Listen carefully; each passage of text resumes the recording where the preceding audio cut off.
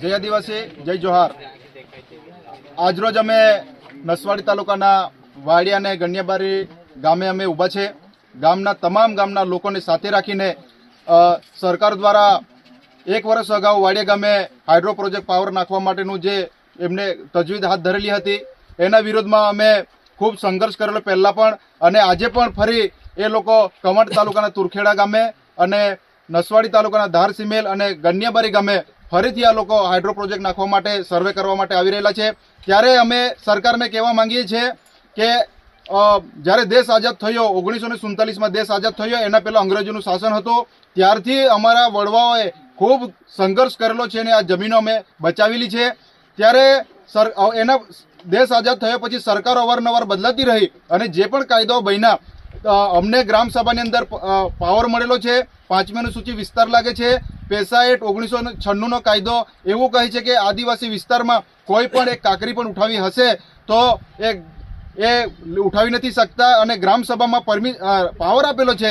અને તમે કોર્ટોના પણ જજમેન્ટો તમે જોયા છે કે ના લોકસભા ના વિધાનસભા સૌથી મોટી ગ્રામસભા એવું બંધારણને કહે છે, અને બંધારણ દેશનું સર્વોપરી છે, બંધારણથી કોઈ મોટું છે નથી। તો આ સરકાર અમારા વિસ્તારમાં અવારનવાર કોઈ પણ ગામના લોકોને પૂછ્યા વગર અવારનવાર ઘૂસી જાય છે। એના સામેની અમારી લડાઈ છે।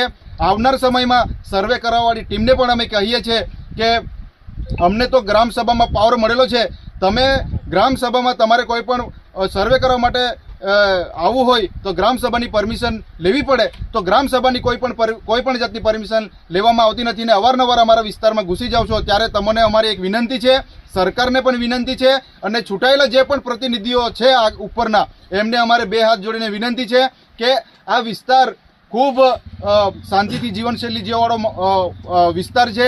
અમને આવા પ્રોજેક્ટો સાથે અમને કોઈ લેવા દેવા નથી અને અમારે કોઈ જોઈતો જ નથી।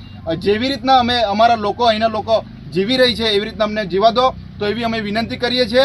આવનાર સમયમાં જો આ સર્વે બંધ કરવામાં નહીં આવશે તો ગામે ગામથી લોકોના પુકાર પડી રહેલો છે। આવનાર સમયમાં હજારોની સંખ્યામાં નહીં પણ લાખોની સંખ્યામાં એ રોડ રસ્તા પર ઉતારવાના એવું કહી રહેલા છે। ત્યારે સરકારને અમારી વિનંતી છે કે આ તાત્કાલિક ધોરણે આ સર્વે બંધ કરવામાં આવે એવી અમે ગામના તમામ લોકો સાથે અમે આ રજૂઆત સરકાર પાસે પણ મૂકીએ છીએ અને તાત્કાલિક ધોરણે આ સર્વે બંધ કરવામાં આવે। કોઈ પણ જાતની અમારી કોઈ હાઇડ્રો પ્રોજેક્ટ કે કોઈ કંપની અમને જોઈતી નથી, અમને આવી રીતના જીવા દો। ધન્યવાદ, જોહાર, જય આદિવાસી, જય આદિવાસી, લડેંગે લડેંગે જીતેંગે। આજરોજ અમે વાડિયા ગામે આવેલા છે। તો એનું આવવાનું પાછળનું કારણ એટલું છે કે અહીંના જે લોકો છે જે આ હાઇડ્રો પ્રોજેક્ટ આવતો હોય છે એનું સર્વે કરવામાં આવતો હોય છે। સાથે હવે નવા 2 પ્રોજેક્ટ આવેલા છે, એક ધારસીમેલ અને તુરખેડામાં। જ્યારે ધારસીમેલ અને તુરખેડામાં જે સર્વેનું કામગીરી ચાલી રહી છે એની અંદર આ લોકો સર્વે કરનાર જે ટીમ છે એ લોકોને પૂછતી નથી અને કશું પણ જણાવતી નથી, એમને એમ સર્વે કરતી હોય છે। જ્યારે એ લોકોને અમે પૂછવામાં આવે ત્યારે એ લોકો DPR તૈયાર કરતી હોય છે। પરંતુ મારે સરકારને એટલું જ કહેવું છે કે આ જે પૂરેપૂરો જે અમારો જે ડુંગર પટ્ટો છે એની અંદર જ કેમ પ્રોજેક્ટ આવતા હોય છે, જ્યારે અહીં સરકારને વાત કરીએ છીએ કે તમને સ્કૂલ હોય કે રસ્તા હોય અને એવી રજૂઆતો અમે સરકારને કરીએ છીએ, તો વારંવાર રજૂઆતો કર્યા છતાં પણ એ સુવિધાઓ પૂરી નથી પાડતી। પરંતુ નવા પ્રોજેક્ટો લાવવાનો હોય તો સરકારી અધિકારીઓ એમને એમ દોડતા આવતા હોય છે।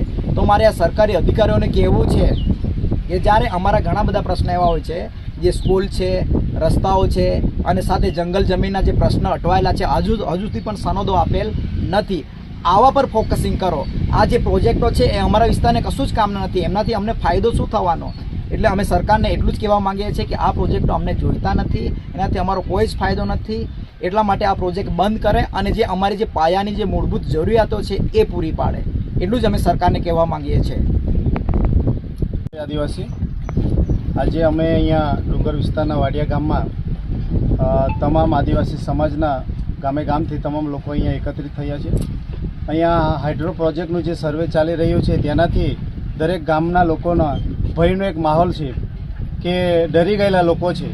તો એના વિચાર વિમર્શ માટે અમે ભેગા થયા હતા અને ત્યારે અમે સરકારશ્રીને એવું કહેવા માંગીએ છીએ કે હવે હાઇડ્રો પ્રોજેક્ટ જેવી આ પ્રોજેક્ટ લાવીને અમારા લોકોને જે શાંતિથી જીવે છે એ જીવન અમારું દોડવાનું કામ નહીં કરશો। અમારા સારા વિકાસ માટે અમારે સારી શાળાઓ જોઈએ છે, સારું આરોગ્ય જોઈએ છે, સારા રસ્તા જોઈએ છે। જ્યારે શિક્ષણની અમે માંગ કરીએ છીએ ત્યારે અમારા વિસ્તારની અંદર શિક્ષકો પણ પૂરતા મૂકતા નથી।